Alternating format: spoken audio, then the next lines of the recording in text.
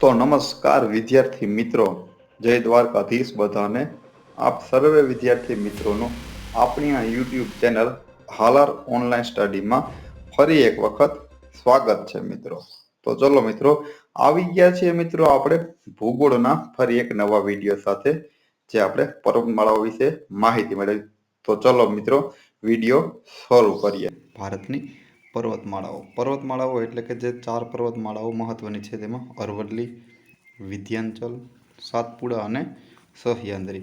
મિત્રો આ 4 પર્વતમાળાઓ છે તેનો કંઈક પણ ભાગ છે તે ગુજરાતમાં આવેલો છે. એટલે પ્રથમ આપણે આના વિશે માહિતી મેળવીએ. આપણે હિમાલય પર્વત છે તેના વિશે માહિતી ઓલરેડી મેળવી ચૂક્યા છીએ. તો ચલો આપણે જોઈએ અરવલ્લી પર્વતમાળા, વિંધ્યાચલ, સાતપુડા અને સહ્યાદ્રી. તો હવે છે આ પર્વતમાળા છે મિત્રો, કહી તો કે અરવલ્લી પર્વતમાળા વિશે આપણે માહિતી મેળવીએ છીએ. તો આ વિશ્વની સૌથી જૂના ગેડ પર્વતોમાંની એક અને કેવી તો કે અવશિષ્ટ પર્વતમાળા છે. સૌથી જૂની ગેડ પર્વતમાળા છે, જ્યારે અવશિષ્ટ છે. અવશિષ્ટ એટલે મિત્રો પ્રથમ છે તે તેનું કંઈક અલગ રૂપ છે, તે અલગ હતું અને હાલ પણ અલગ છે. અવશિષ્ટ એટલે જે તેનો પાછળનો વધેલો ભાગ છે તે એટલે અવશિષ્ટ પર્વતમાળા. તો તમને પૂછી શકે એક્ઝામમાં કે અરવલ્લી પર્વતમાળા કઈ પર્વતમાળા છે, તો કે અવશિષ્ટ છે. અને કયા પ્રકારની છે, તો કે ગેડ પર્વતથી બનેલી છે. હવે મિત્રો છે અરવલ્લી પર્વતમાળા, તે ગુજરાતમાં આપણા થલતેજના ટેકરાથી શરૂ કરી અને છેક દિલ્હીના રાષ્ટ્રભવન એટલે રાયલસીમા સુધી ફેલાયેલી છે. આ ટેકરીઓ છે ત્યાં સુધી ફેલાયેલી છે. હવે મિત્રો આ થલતેજ છે તેને અરવલ્લીની પૂંછ તરીકે પણ ઓળખવામાં આવે છે, તો તે પણ યાદ રાખી લેજો. હવે આ પર્વતમાળા છે તે કેટલા રાજ્યોમાં ફેલાયેલી છે મિત્રો, તો કે આપણું ગુજરાત, રાજસ્થાન, હરિયાણા અને છેક દિલ્હી સુધી. આપણા ગુજરાતથી શરૂ કરીને છેક દિલ્હી સુધી મિત્રો ફેલાયેલી આ પર્વતમાળા ખૂબ જ મોટી પર્વતમાળા છે મિત્રો. જે અરવલ્લી પર્વતમાળા છે તેનો સૌથી વધુ ભાગ છે તે કયા રાજસ્થાનમાં છે, તો કે રાજ્યમાં છે, તો કે રાજસ્થાન રાજ્યમાં છે. હવે મિત્રો આ પર્વતમાળા છે તે વિશ્વની સૌથી પ્રાચીન પર્વતમાળા માનવામાં આવે છે, અથવા તો પર્વતમાળા છે, પ્રાચીન પર્વતમાળા છે. તે ઘસાઈ અને નાની થઈ ગઈ છે. હાલ તેનો કેવો તો કે શિષ્ટ ભાગ જ માત્ર જોવા મળે છે. બાકી પ્રથમ જે તેને યુવા અવસ્થામાં ખૂબ જ વિશાળ પર્વતમાળા હતી. મિત્રો અરવલ્લી જે પર્વતમાળા છે એની લંબાઈ જોઈએ તો લગભગ કેટલી, તો કે આપણે 800 કિલોમીટર, મતલબ ગુજરાતથી લઈ અને દિલ્હી સુધી 800 કિલોમીટરની ફેલાયેલી છે. ત્યારે તેની સરેરાશ ઊંચાઈ જોઈએ તો કેટલી, તો કે 1500 મીટર જેટલી તેની સરેરાશ ઊંચાઈ છે. હવે મિત્રો આપણે જે અરવલ્લી પર્વતમાળા છે તેનું સૌથી ઊંચું શિખર કયું, ગુરુ શિખર, જે ક્યાં તો કે માઉન્ટ આબુ રાજસ્થાન ખાતે આવેલું છે. અને તેની ઊંચાઈ કેટલી છે, તો કે 17-22 મીટર જેટલી તે ઊંચાઈ ધરાવે છે. તો યાદ રાખી લેજો મિત્રો, અરવલ્લીની પૂંછ એટલે થલતેજની ટેકરીઓ, સૌથી પ્રાચીન પર્વતમાળા ગેડ પ્રકારની, જ્યારે અવશિષ્ટ પર્વતમાળા ફેલાયેલી ક્યાં તો કે છેક ગુજરાતથી અમદાવાદથી લઈ અને દિલ્હી સુધી ફેલાયેલી છે, રાષ્ટ્રભવન સુધી. રાજ્ય ગુજરાત, રાજસ્થાન, હરિયાણા, દિલ્હી. સૌથી પ્રાચીન પર્વતમાળા છે વિશ્વની, જે આપણે આગળ વાત કરેલી છે. તેની સરેરાશ ઊંચાઈ છે તે 1500 મીટર, લંબાઈ છે તે 800 કિલોમીટર અને સૌથી ઊંચું શિખર ગુરુ શિખર, જે યાદ રાખી લેજો. ચલો ત્યાંથી આગળ જોઈએ. હવે મિત્રો જે આ આપણે અરવલ્લી પર્વતમાળા છે તે ધારવાડ યુગમાં, પ્રી કેમ્બ્રિયન યુગ તેને કહેવાય છે, તેના ખડકોની બનેલ છે અને અવશિષ્ટ પર્વત છે, જે આપણે વાત કરી લીધી છે. મિત્રો અરવલ્લી પર્વતમાળા છે તે સિંધુ અને સતલજ નદી તંત્ર અને ગંગા યમુના નદી તંત્ર વચ્ચે જળ વિભાજનનું કામ કરે છે. જળ વિભાજનનું કામ કરે છે અરવલ્લી પર્વતમાળા ગંગા અને યમુના, જ્યારે સિંધુ અને સતલજ વચ્ચે.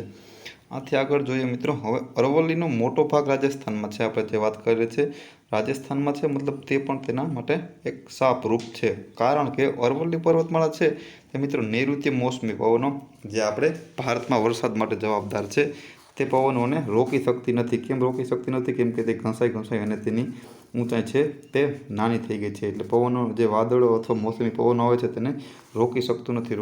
એ રોકાય નહીં એટલે ત્યાં વરસાદ ઓછો પડે છે. ત્યાંથી આગળ જોઈએ મિત્રો.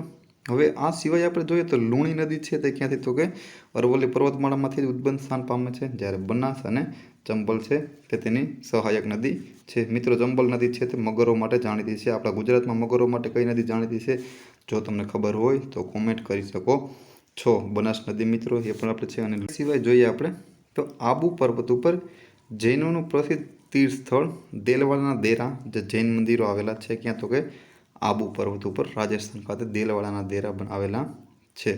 એ મિત્રો કોણે બંધાવ્યા હતા તમને ખબર હોય તો તમે કોમેન્ટ કરી શકો છો. મિત્રો અરવલ્લી પર્વતમાળા છે ત્યાંથી તાંબુ, સીસું, જસત, અબરખ અને ચૂનાના પથ્થરો છે તે ખૂબ જ પ્રમાણમાં મળી આવે છે. તો એ પણ યાદ રાખી લેજો મિત્રો. કઈ ખનિજ મળી આવે છે તો કે તાંબુ, જસત, સીસું, અબરખ અને ચૂનાના પથ્થરો. આ સિવાય મિત્રો આપણે થોડુંક એક્સ્ટ્રા માહિતી જોઈ લઈએ તો રાજસ્થાનમાં જે અરવલ્લી પર્વતમાળા છે એનો જે દક્ષિણનો ભાગ છે એને ક્યાં નામ તરીકે તો કે જરગાની પહાડીઓ તરીકે પણ ઓળખવામાં આવે છે. અને મિત્રો આ અરવલ્લી પર્વતમાળા છે એમાં જ આપણે કહ્યું તો કે ઘાટીઓ અલગ અલગ આવેલી છે. એમાં હલ્દી ઘાટી જ્યાં આપણે યુદ્ધ થયું હતું એ યાદ રાખી લેજો. આ સિવાય પીપલી ઘાટ તે પણ આવેલા છે, તો એ પણ યાદ રાખી લેજો. મિત્રો આપણે હવે અરવલ્લી પર્વતમાળા છે તેના વિશેની માહિતી અહીંયા પૂર્ણ કરીએ છીએ. જોઈએ ત્યાંથી આગળ હવે આપણે વિંધ્યાચલ પર્વતમાળા વિશે. મિત્રો આ કયા પ્રકારની પર્વતમાળા છે તો કે ખંડ પ્રકારની પર્વતમાળા છે. જ્યારે અરવલ્લી છે તે કયા પ્રકારની હતી તો કે ગેડ પર્વતમાળા હતી. હવે મિત્રો આ પર્વતમાળા એટલે કે આપણે જે વિંધ્યાચલ પર્વતમાળા છે તે પંચમહાલ, ગુજરાતના પંચમહાલ પાવાગઢ ડુંગરથી શરૂ કરી અને બિહારના સાસારામ સુધી ફેલાયેલી છે. તો મિત્રો ગુજરાતથી લઈ અને બિહાર સુધી ફેલાયેલી છે કઈ પર્વતમાળા તો કે વિંધ્યાચલ પર્વતમાળા. હવે રાજ્યો એમાં જોઈ લઈએ મિત્રો તો ગુજરાત, મધ્યપ્રદેશ, છત્તીસગઢ, ઝારખંડ અને બિહાર. જ્યારે અરવલ્લી પર્વતમાળા છે તે ક્યાં સુધી ફેલાયેલી તો ગુજરાતથી લઈને દિલ્હી સુધી. વિંધ્યાચલ પર્વતમાળા છે તે ગુજરાતથી લઈ અને બિહાર સુધી ફેલાયેલી છે, તો તે પણ યાદ રાખી લેજો. હવે મિત્રો જે વિંધ્યાચલ છે એના પૂર્વમાં એટલે કે મધ્યપ્રદેશમાં ભીંડાર પર્વત કે કેમૂર પર્વત કહેવાય છે. એ યાદ રાખી લેજો મિત્રો. ક્યાં નામ તો કે આ ભંડીર અથવા તો કેમૂર પર્વત તરીકે ઓળખવામાં આવે છે. હવે મિત્રો આ પર્વતમાળા છે તે પ્રી ક્રેમ્બિયન કાળમાં ઘસારણથી બનેલી વલિત પર્વતમાળા છે. કેવી છે તો કે વલિત પર્વતમાળા. જ્યારે અરવલ્લી છે તે કેવી તો કે અવશિષ્ટ પર્વતમાળા હતી. એ પણ પ્રી ક્રેમ્બિયન કાળની જ હતી. આ પણ તે જ છે. હવે મિત્રો ત્યાંથી આપણે આગળ જોઈએ તો મૈકલ પર્વત વિંધ્યાચલ પર્વતમાળા અને સાતપુડા પર્વતમાળાને જોડે છે. કયું મિત્રો તો કે મૈકલ પર્વત છે તે વિંધ્યાચલ અને સાતપુડા છે મિત્રો તે વિંધ્યાચલની નીચે આવેલી છે. અહીંયા સૌથી ઉપર આપણે અરવલ્લી આવશે, ત્યાર પછી આપણું વિંધ્યાચલ આવશે, ત્યાં અહીંથી સાતપુડા આવશે અને પછી આપણે સહ્યાદ્રી જે આ રીતે આવશે. પછી આ બાજુ પૂર્વ ઘાટ કહેવાય છે. આ બધો ભાગ છે તેને પશ્ચિમ ઘાટ તરીકે પણ ઓળખવામાં આવે છે. ત્યારબાદ મિત્રો આ વિંધ્યાચલ છે તેની સરેરાશ ઊંચાઈ કેટલી તો કે 600 મીટર છે અને તેની લંબાઈ કેટલી તો કે 1050 કિલોમીટર જેટલી તેની લંબાઈ છે. તો તે પણ યાદ રાખી લેજો. ચલો મિત્રો ત્યાંથી આગળ જોઈએ. હવે છે મિત્રો કર્કવૃતને સમાંતર ચાલતી કેવી તો કે કર્કવૃત છે તેને સમાંતર ચાલતી પર્વતમાળા એટલે કે વિંધ્યાચલ પર્વતમાળા. હવે મિત્રો કર્કવૃતને સમાંતર ચાલતી એટલે કર્કવૃત જે છે મિત્રો તે આપણે ક્યાંથી તો કે તે પણ ગુજરાતમાંથી નીકળે. ગુજરાત, રાજસ્થાન, મધ્યપ્રદેશ, પશ્ચિમ બંગાળ, મિઝોરમ, મણિપુર વગેરે રાજ્યોમાંથી પસાર થાય છે. જ્યારે આ આપણી પર્વતમાળા એટલે કે વિંધ્યાચલ પર્વતમાળા છે તે પણ એ જ રીતે છે તો કે ગુજરાત, મધ્યપ્રદેશ, છત્તીસગઢ, ઝારખંડ અને બિહાર સિવાય બાકી બધા રાજ્યો કર્કવૃત પણ એ જ રીતે સીધું ચાલે છે. જ્યારે આ પર્વતમાળા પણ એ જ રીતે છે એટલે તેને સમાંતર ચાલતી પર્વતમાળા કહેવાય છે કર્કવૃતને. મિત્રો વિંધ્યાચલ પર્વતમાળા ઉત્તર ભારતને અને દક્ષિણ ભારતને અલગ કરે છે. મિત્રો વચ્ચોવચ મધ્યપ્રદેશમાંથી જાય એટલે મધ્યપ્રદેશ આપણું વચારે જ છે, યાદ રાખી શકો. એટલે ઉત્તર ભારત અને દક્ષિણ ભારતને અલગ કરતી પર્વતમાળા તમને પૂછી લે હોય તો કે તમને ખબર હોવી જોઈએ તો એ છે વિંધ્યાચલ પર્વતમાળા. વિંધ્યાચલમાં બોસાલ્ટના પર્વતો જોવા મળે છે જે જ્વાળામુખીથી બનેલા હોય છે. મિત્રો બેસાલ્ટથી બનેલા જે ખડકો છે તે કેમાંથી બને છે તો કે જ્વાળામુખીમાંથી બને છે. જ્યારે આપણે એનું એક્ઝામ્પલ આપણું છે જૂનાગઢ આપણો ગિરનાર પર્વત છે તે પણ જ્વાળામુખી પર્વત છે. ત્યાંથી મિત્રો જોઈએ આપણે આગળ તો આર્ય અને અનાર્ય સંસ્કૃતિને અલગ કરતી પર્વતમાળા છે. આ મિત્રો આપણા માટે એટલું ઇમ્પોર્ટન્ટ નથી, મતલબ યાદ નહીં રાખીએ. ત્યાંથી આગળ જોઈએ છીએ. તે સિવાય મિત્રો વનવિહાર અભયારણ્ય જે કેના માટે મિત્રો તો કે સફેદ વાઘ માટે જાણીતું છે તે પણ ક્યાં તો કે વિંધ્યાચલ પર્વતમાળામાં આવેલું છે. મિત્રો વનવિહાર અભયારણ્ય છે તે કયા રાજ્યમાં આવેલું છે તો તમને ખબર હોય તો તમે કોમેન્ટ કરી શકો છો. ત્યાર પછી મિત્રો જે વિંધ્યાચલ પર્વતમાળા છે તે પણ જળ વિભાજનનું કામ કરે છે કેમ કે ભારતની વચારે છે એટલા માટે. તો ચલો મિત્રો ત્યાંથી આગળ જોઈએ. આ પોઈન્ટ મિત્રો આપણે ઓલરેડી આગલી સ્લાઇડમાં આવી ગયેલ છે, તો ત્યાંથી આગળ જોઈએ. હવે મિત્રો છેલ્લી ટેકરી કૈમૂર, કઈ તો કે કૈમૂર છે, જે મધ્યપ્રદેશના જબલપુરથી શરૂ કરી અને બિહારના સાસારામ, હવે સાસારામ કે જે ક્યાં તો કે રોહતાસ જિલ્લામાં છે ત્યાં સુધી ફેલાયેલી છે. કઈ તો કે છેલ્લી ટેકરી તો કે કૈમૂર ટેકરી.